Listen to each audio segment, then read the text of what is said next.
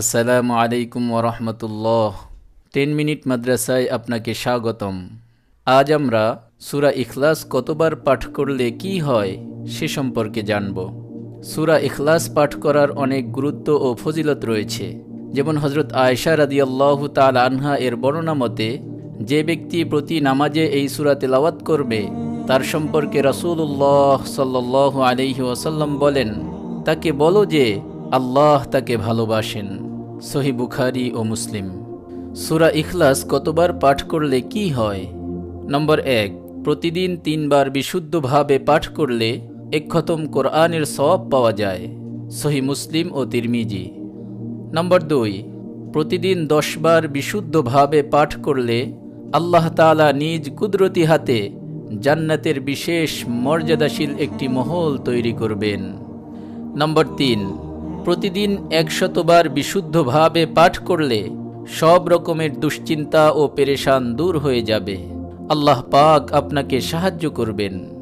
নম্বর 4, প্রত্যেক দিন 200 বার পাঠ করলে 50 বছরের গুনাহ মাফ হয়। তিরমিজি ও দারিমি।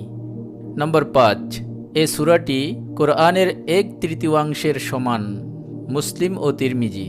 তাই 3 বার পাঠ করলে 1 খতম কোরআনের সওয়াব পাওয়া যায়।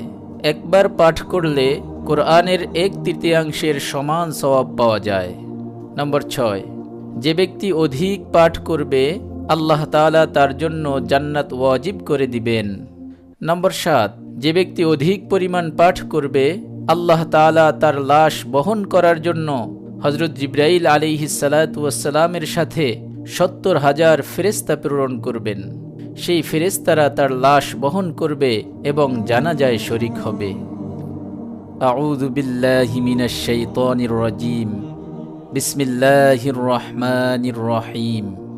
কুল হুয়াল্লাহু আহাদ, আল্লাহুস সামাদ, লাম ইয়ালিদ ওয়া লাম ইউলাদ ওয়া লাম ইয়াকুল লাহু কুফুয়ান আহাদ। অর্থাৎ, বলো, তিনি আল্লাহ, অদ্বিতীয়, আল্লাহ অমুখাপেক্ষী। তিনি কাউকে জন্ম দেননি এবং কেউ তাকে জন্ম দেয়নি। তার সমকক্ষ আর কিছুই নেই। আল্লাহ পাক রব্বুল আলামিন আমাদের সকলকে বেশি বেশি সূরা ইখলাস পাঠ করে আলোচিত ফায়দাগুলো অর্জন করার তৌফিক দান করুন। আমিন। আপনি যদি এরকম ভিডিও আরও পেতে চান তাহলে আমাদের এই চ্যানেলটি সাবস্ক্রাইব করে পাশে থাকা বেল আইকনটি অন করে দিন। জাযাকাল্লাহ।